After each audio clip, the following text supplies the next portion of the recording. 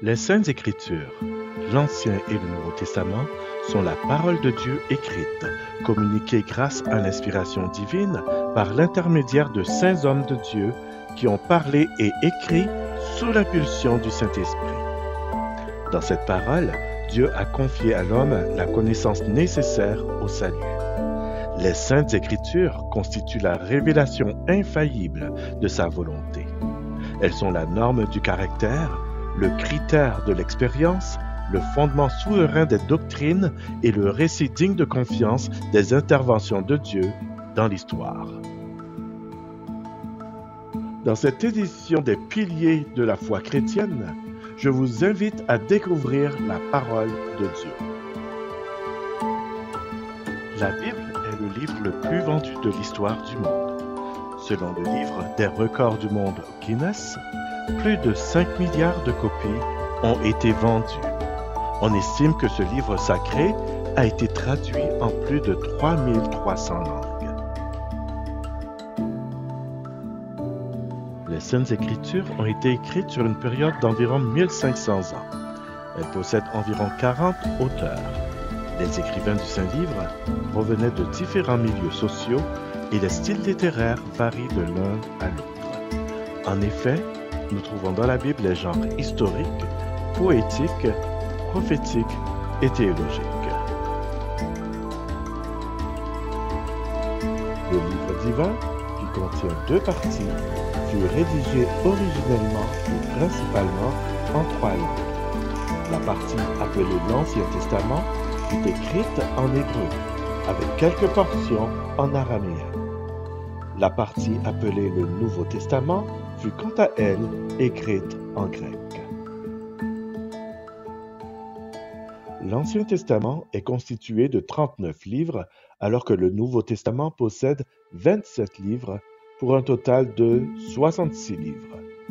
C'est la raison pour laquelle l'ensemble de ces livres est appelé la Bible.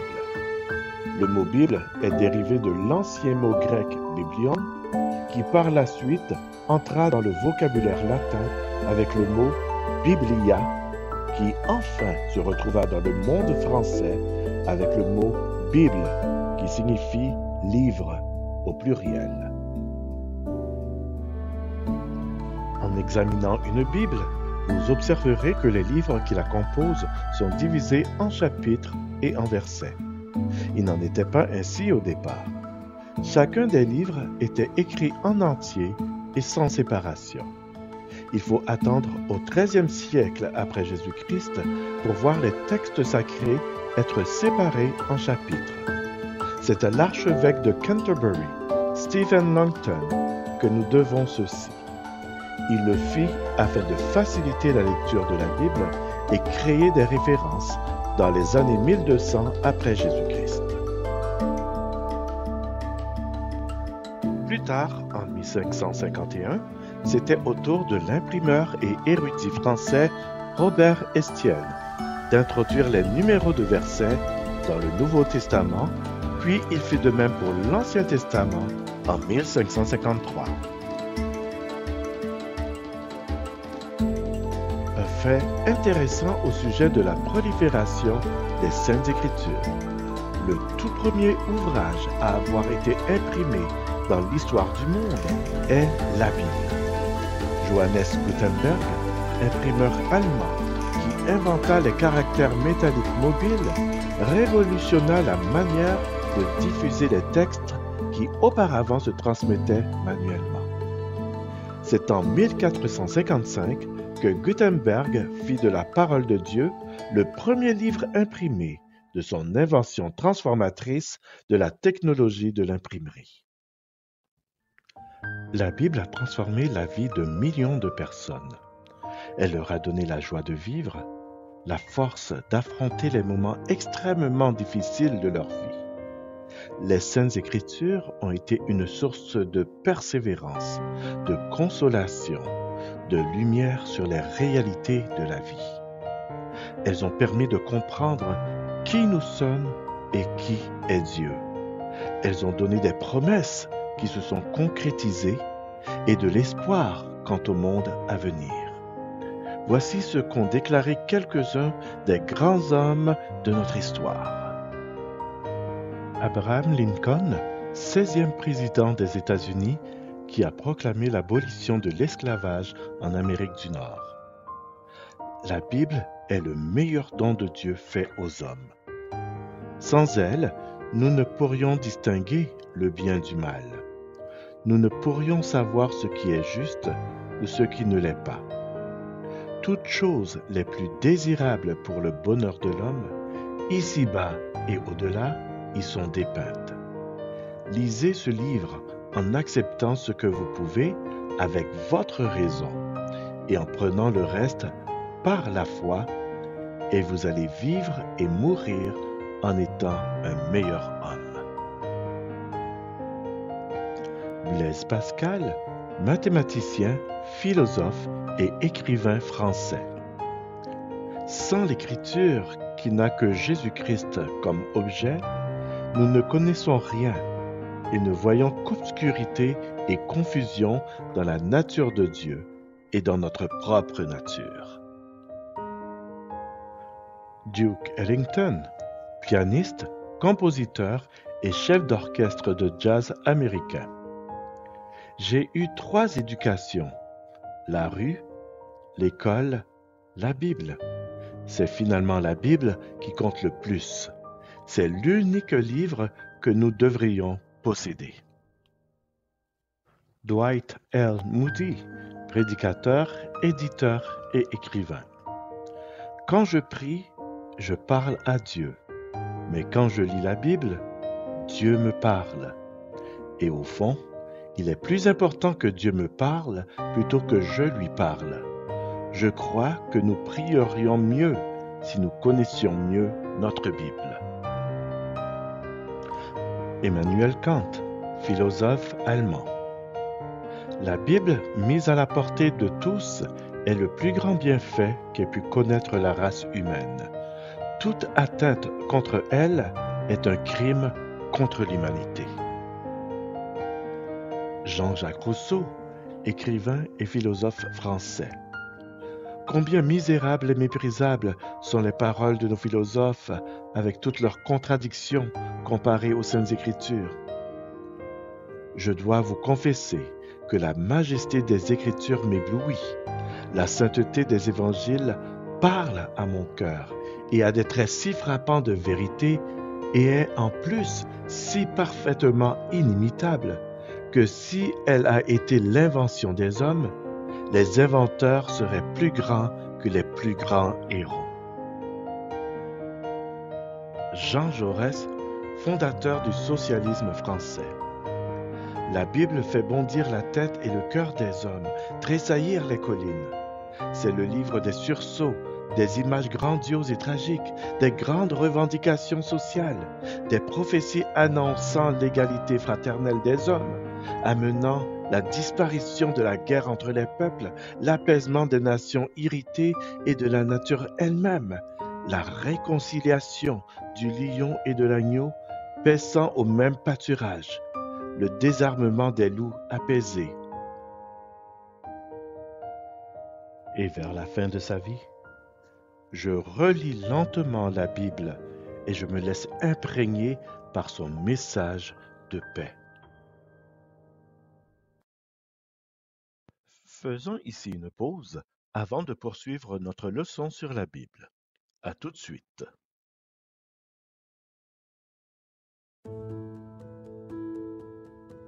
L'Église adventiste francophone de Toronto veut vous aider à mieux comprendre la Bible. Qu'il s'agisse de points de doctrine majeurs, des prophéties de la Bible ou de la vie de Jésus, nous pouvons vous aider. Vous pouvez trouver réponse aux situations difficiles et aux défis de votre vie quotidienne. L'une des sources d'études bibliques est la série de guides d'études bibliques Découvertes. Ces guides sont simples, faciles d'usage et répondent à quelques-unes des questions les plus compliquées, telles que « Pourquoi Dieu permet-il la souffrance et la mort? Quand une personne meurt, qu'arrive-t-il ensuite? Quel est le secret d'une vie joyeuse? Y a-t-il de l'espoir pour un monde chaotique? Notez bien que ces guides sont disponibles en français et en anglais et sont offerts gratuitement. Étudiez les guides d'études bibliques découvertes en ligne sur notre site www.eaft.ca.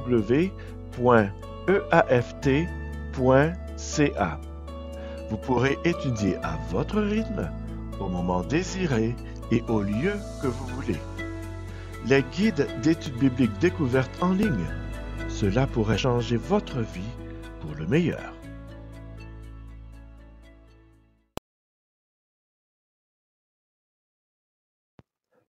Nous voici de retour pour la suite de notre étude de la Bible. Nous explorerons maintenant ce que des auteurs des Saintes Écritures ont écrit au sujet de celle-ci en utilisant la méthode de questions et réponses avec l'aide des leçons du ministère Amazing Facts. Question numéro 1. Qu'affirme la Bible au sujet d'elle-même? Réponse. Il est écrit dans 2 Timothée 3, versets 15 à 17. Dès ton enfance, tu connais les saintes lettres qui peuvent te rendre sage à salut par la foi en Jésus-Christ. Toute écriture est inspirée de Dieu et utile pour enseigner, pour convaincre, pour corriger, pour instruire dans la justice, afin que l'homme de Dieu soit accompli et propre à toute bonne œuvre. Il est écrit également dans 2 Pierre 1, verset 21, « Car ce n'est pas par une volonté d'homme qu'une prophétie a jamais été apportée, mais c'est poussé par le Saint-Esprit que des hommes ont parlé de la part de Dieu. » Et Jésus déclare dans Jean 10, verset 35, que l'Écriture ne peut être anéantie. La Bible déclare être inspirée, écrite par des hommes qui ont été guidés par le Saint-Esprit. Il dit que ces messages ne peuvent pas être brisés ou prouvés être faux. Question numéro 2. Comment Jésus a-t-il démontré sa confiance et sa croyance dans l'Écriture? Réponse. Jésus, après son baptême et avant de commencer son ministère, se trouva dans le désert pendant 40 jours et 40 nuits. Il est écrit dans Matthieu 4, versets 1 à 10, « Alors Jésus fut amené par l'Esprit dans le désert pour être tenté par le diable. Après avoir jeûné 40 jours et 40 nuits, il eut faim. Le tentateur, s'étant approché, lui dit, « Si tu es fils de Dieu, ordonne que ces pierres deviennent des pains. » Jésus répondit, « Il est écrit, l'homme ne vivra pas de pain seulement, mais de toute parole qui sort de la bouche de Dieu. » Le diable le transporta dans la ville sainte, le plaça sur le haut du temple et lui dit, « Si tu es fils de Dieu, jette-toi en bas, car il est écrit, il donnera des ordres à ses anges à ton sujet, et ils te porteront sur les mains, de peur que ton pied ne heurte contre une pierre. » Jésus lui dit, « Il est aussi écrit, tu ne tenteras point le Seigneur ton Dieu. » Le diable le transporta encore sur une montagne très élevée, lui montra tous les royaumes du monde et leur gloire, et lui dit, « Je te donnerai toutes ces choses si tu te prosternes et m'adores. » Jésus lui dit, « Retire-toi, Satan, car il est écrit, tu adoreras le Seigneur ton Dieu, et tu le serviras lui seul. » Jésus a cité les Écritures lorsqu'il a été tenté par Satan. Il a également dit que la Bible est la vérité, dans Jean 17, verset 17. Jésus a cité les Écritures comme l'autorité pour tout ce qu'il enseignait. Question numéro 3. Comment les prophéties de la Bible confirment sa divine inspiration? Réponse. La Bible dit dans Ésaïe 42, versets 8 et 9, « Je suis l'Éternel, c'est là mon nom, et je ne donnerai ma gloire à un autre, ni mon honneur aux idoles. » Voici, les premières choses se sont accomplies, et je vous en annonce de nouvelles. Avant qu'elles arrivent, je vous les prédis. Et dans Ésaïe 46, versets 9 et 10, il est écrit « Souvenez-vous de ce qui s'est passé dès les temps anciens, car je suis Dieu, et il n'y en a point d'autre. Je suis Dieu, et nul n'est semblable à moi. J'annonce dès le commencement ce qui doit arriver, et longtemps d'avance ce qui n'est pas encore accompli.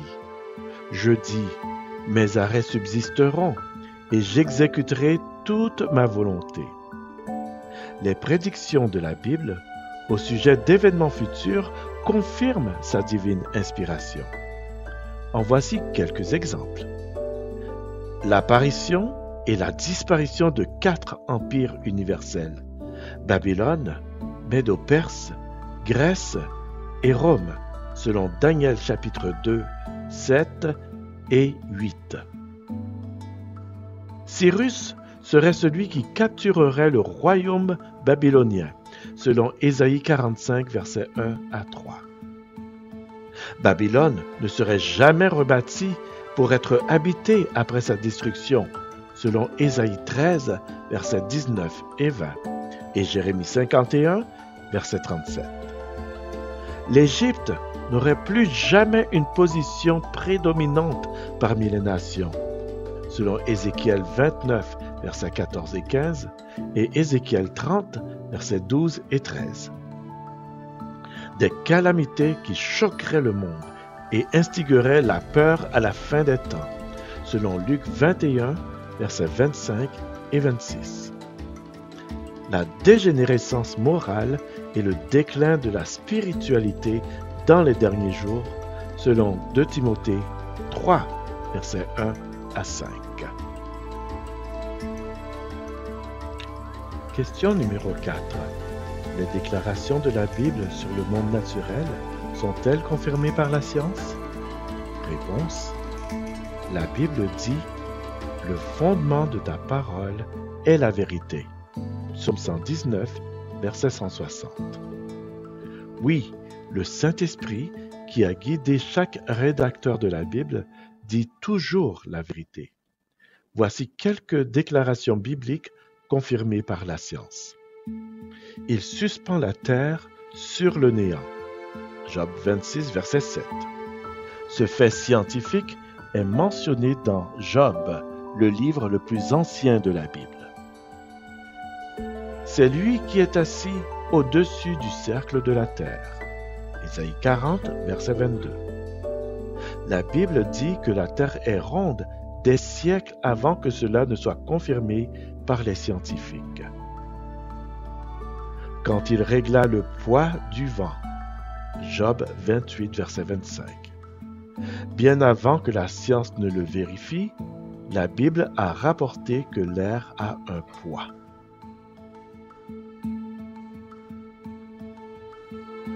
Question numéro 5. Les déclarations bibliques sur la santé sont-elles toujours d'actualité dans le monde d'aujourd'hui? Réponse. La Bible dit « Bien-aimé, je souhaite que tu prospères à tous égards et sois en bonne santé comme prospère l'état de ton âme. » 3 Jean 1, verset 2. Dieu veut que sa création soit heureuse et en bonne santé. Voici quelques exemples des principes bibliques de santé qui confirment son inspiration divine. Couvrez les déchets corporels avec de la saleté. Deutéronome 23, versets 12 et 13. L'ordre de Moïse d'enterrer les excréments corporels à l'extérieur du campement d'Israël était des milliers d'années en avance sur son temps. Lorsque les déchets humains ne sont pas correctement éliminés, les maladies peuvent rapidement se propager via l'approvisionnement en eau. Ce conseil biblique a sauvé des millions de vies tout au long de l'histoire. Ne nous livrons pas à l'impudicité. 1 Corinthiens 10, verset 8. L'impudicité, ou l'immoralité sexuelle, fait référence à tout comportement sexuel inapproprié. voir Lévitique 18 pour une liste complète. En suivant ce conseil biblique, les gens auraient peu de raisons de craindre des grossesses non désirées ou des maladies sexuellement transmissibles telles que la syphilis et le sida. Ne consommez pas de boissons alcoolisées. Proverbe 23, versets 29 à 32. Si tout le monde suivait ce conseil biblique, des millions d'alcooliques deviendraient des citoyens sobres et serviables. Des millions de familles brisées seraient réunies. Des milliers de vies seraient sauvées de la conduite en état d'ébriété. Et les dirigeants du gouvernement et du monde des affaires prendraient des décisions éclairées. Dieu ne nous dit pas seulement comment réussir et avoir de la joie au milieu des problèmes difficiles d'aujourd'hui, il nous donne aussi le pouvoir miraculeux de le faire. 1 Corinthiens 15, verset 57, Philippiens 4, verset 13 et Romains 1, verset 16. Les principes bibliques de la Bible en matière de santé sont toujours d'actualité et sont désespérément nécessaires. Question numéro 6. Les déclarations historiques de la Bible sont-elles exactes? Réponse. La Bible dit « Moi, l'Éternel, je dis ce qui est vrai, je proclame ce qui est droit. » Ésaïe 45, verset 19. La réponse est oui. Parfois, il n'y a pas encore de preuves disponibles pour prouver certaines affirmations historiques trouvées dans les Écritures, mais des preuves ont fait surface à plusieurs reprises pour prouver la validité de la Bible. Notez les points suivants. Pendant des années, les sceptiques ont dit que la Bible n'était pas fiable parce qu'elle mentionnait la nation hittite, dans Deutéronome 7, verset 1, et des villes comme Ninive, Genèse 1, verset 1 et 2, et Sodome, Genèse 19, verset 1, dont il niait toute l'existence. Mais aujourd'hui, l'archéologie moderne a confirmé que les trois ont bel et bien existé. Les critiques ont également dit que les rois Belshazzar, Daniel 5, verset 1, et Sargon, Ésaïe 20, verset 1, n'ont jamais existé. Encore une fois, leur existence a depuis été confirmée. Les sceptiques ont dit que le récit biblique de Moïse n'était pas fiable parce qu'il mentionne l'écriture, dans Exode 24, verset 4, et les véhicules à roues, dans Exode 14, verset 25, qui, selon eux, n'existaient pas à son époque. Aujourd'hui, nous savons qu'ils l'ont fait et qu'ils ont existé. À une certaine époque, les 39 rois de l'ancien Israël et de Juda n'étaient connus que par les récits bibliques. Ainsi, les critiques ont douté de leur existence. Mais lorsque les archéologues ont trouvé des documents anciens indépendants qui mentionnent beaucoup de ces rois, le récit biblique s'est avéré exact une fois de plus. Les critiques de la Bible se sont trompés à plusieurs reprises, alors que de nouvelles découvertes ont confirmé des personnes, des lieux et des événements bibliques. Question numéro 7. Quelle preuve de l'inspiration biblique trouve-t-on dans la vie des gens? Réponse. La Bible dit « Si quelqu'un est en Christ, il est une nouvelle créature. Les choses anciennes sont passées, voici toutes choses sont devenues nouvelles. » 2 Corinthiens 5, verset 17. La vie changée de ceux qui suivent Jésus et obéissent aux Écritures fournit certaines des preuves les plus convaincantes de l'inspiration divine de la Bible. L'ivrogne devient sobre, la personne immorale devient pure, le toxicomane devient libre, la personne profane devient révérencieuse, la personne craintive devient courageuse et la personne cruelle devient gentille. Faisons ici une pause et nous reviendrons dans un moment. L'Église adventiste francophone de Toronto vous invite à participer à nos services religieux les mardis soirs Soyez avec nous sur la plateforme en ligne Zoom, alors que nous tenons nos réunions de prière de 19h à 20h, heure de l'Est du Canada. Lors de ces réunions, nous chantons, rendons témoignage, méditons sur la parole de Dieu et prions spécifiquement pour ceux qui sont dans le besoin. Le samedi matin, veuillez adorer avec nous. Nous sommes situés au 661 Kennedy Road à Scarborough. Nous étudions la parole de Dieu et avons notre service d'adoration à partir de 9h30. Pour plus d'informations, visitez notre site internet www.eaft.ca. Soyez des nôtres. La Bible est digne de confiance et elle peut changer votre vie. Je vous invite maintenant à prier. Notre Père céleste, nous te disons merci de communiquer avec nous par la Bible. Merci pour la certitude et la vérité de tes enseignements, tes commandements et tes promesses. Nous voulons serrer ta parole dans nos cœurs afin d'accomplir ta volonté. Écris-la donc dans nos esprits afin que nous vivions heureux pour le temps présent et pour le temps à venir. Nous te prions au nom de notre meilleur ami, Sauveur et Seigneur Jésus-Christ. Amen. Merci d'avoir suivi cette leçon. Mon nom est Ralph Francy et je vous dis à bientôt et que Dieu vous bénisse. En attendant, souvenez-vous de ce qui est écrit dans Ésaïe 45, verset 3. Je te donnerai des trésors cachés, des richesses enfouies, afin que tu saches que je suis l'Éternel qui t'appelle par ton nom.